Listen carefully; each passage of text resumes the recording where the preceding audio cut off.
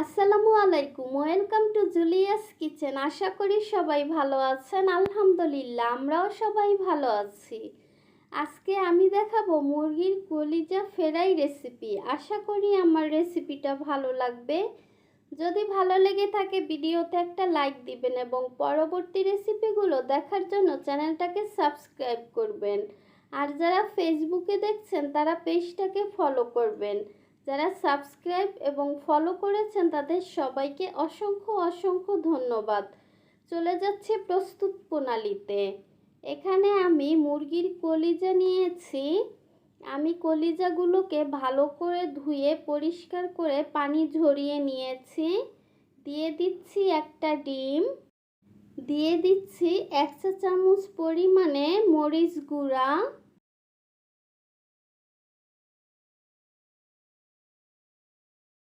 দিচ্ছি গরম মশলা গুঁড়া 1/2 চা চামচ পরিমাণে, দিয়ে দিচ্ছি সয়া সস 1 চা চামচ পরিমাণে, লবণ স্বাদ মতো। গরম মশলা গুঁড়া না থাকলে না দিলেও হবে। দিয়ে দিচ্ছি লেবুর রস 1 চা চামচ পরিমাণে। এখন আমি সব উপকরণগুলোকে ভালো করে মিক্স করে নিচ্ছি। দিয়ে দিব এখানে 1/2 চা চামচের মতো কালো গোলমরিচ গুঁড়া। এটা প্রথমে দিতে আমি ভুলে গিয়েছি, আবার একটু মিক্স করে নিচ্ছি। এটা চাইলে আপনারা 10 মিনিট রেস্টে রেখে দিতে পারেন এইভাবে ঢেকে। মিক্স করা হয়ে গিয়েছে। এখন আমি পরবর্তী কাজে চলে যাচ্ছি। এখানে আমি নিয়ে নিব 1 কাপ পরিমাণে ময়দা, 1/3 কাপ পরিমাণে কর্নফ্লাওয়ার। এটা দিলে ক্রিস্পি হবে। আর যদি কারো হাতের কাছে না থাকে না দিলেও হবে। দিয়ে দিচ্ছি মিক্স হার্বস, এটাও অপশনাল, যদি হাতের কাছে থাকে দিবেন, নয়তো না। দিয়ে দিচ্ছি লবণ এবং 1 চা চামচ পরিমাণে মরিচের গুঁড়া। এখন আমি শুকনো উপকরণগুলোকে ভালো করে মিক্স করে নিচ্ছি। মিক্স করা হয়ে গিয়েছে। এখন আমি কলিজাগুলোকে কোটিং করে নিব। যেইভাবে আমরা চিকেন ফ্রাই করি ঠিক সেইভাবেই কলিজাটাকে আমরা ফ্রাই করে নিব। চাইলে আপনারা ডাবল কোটিংও করতে পারেন, তাহলে আরো বেশি ক্রিস্পি হবে। এইভাবে আমি ভালো করে কোট করে নিব।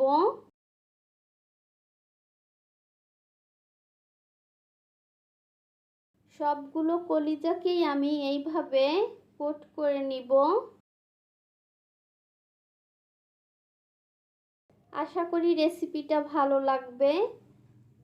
যদি ভালো লেগে থাকে সবাই একটা লাইক দিয়ে দিবেন এবং চ্যানেলটাকে সাবস্ক্রাইব করবেন।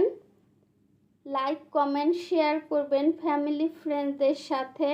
এইভাবে আমি সবগুলোকে কোটিং করে নিয়েছি। এখন ভাজার পালা।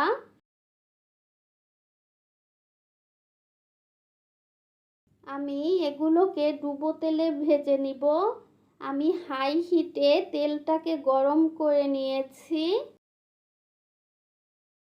তেলটাকে গরম করে এখন আমি চুলার আঁচটাকে মিডিয়াম করে দিয়েছি, নয়তো উপরটা পুড়ে যাবে, ভিতরটা হবে না। তাই মিডিয়াম আঁচে এটাকে ফ্রাই করে নিব। যখন আমি নামিয়ে ফেলবো তার একটু আগে আমি চুলার আঁচটাকে আবার হাই করে দিব, তাহলে ক্রিস্পি হবে।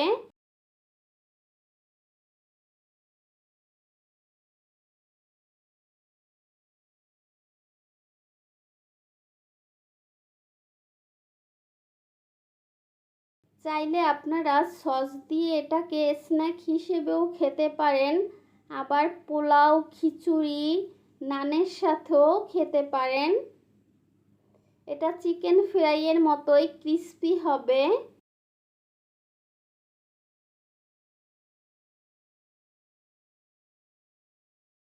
বাচ্চারা অনেক সময় কলিজা খেতে চায় না, এইভাবে করে দিলে কিন্তু ওরা অনেক মজা করে খাবে।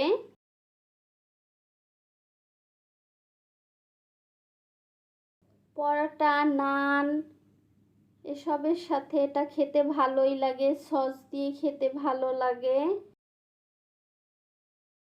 এখন আমি চুলার আঁচটাকে হাই করে দিয়েছি। এটা অনেক ক্রিস্পি হয়েছে। গরম গরম খেলে কিন্তু খুবই ভালো লাগবে, ক্রিস্পিটা থাকবে। গরম গরম খেলে কিন্তু খুবই ভালো লাগবে, তখন ক্রিস্পি একটা ভাব থাকবে। ঠান্ডা হলে কিন্তু এটা ক্রিস্পি থাকবে না। এখন আমি কলিজাগুলোকে তুলে নিচ্ছি। এইভাবে আমি সবগুলো কলিজা ভেজে নিব।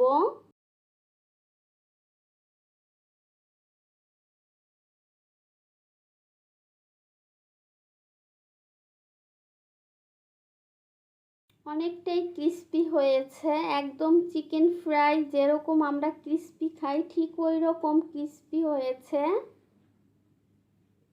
রেসিপিটি দেখার জন্য সবাইকে অসংখ্য অসংখ্য ধন্যবাদ। যে যেখানে থাকেন ভালো থাকেন, সুস্থ থাকেন, আমারও আমার পরিবারের জন্য দোয়া করবেন। আল্লাহ হাফেজ।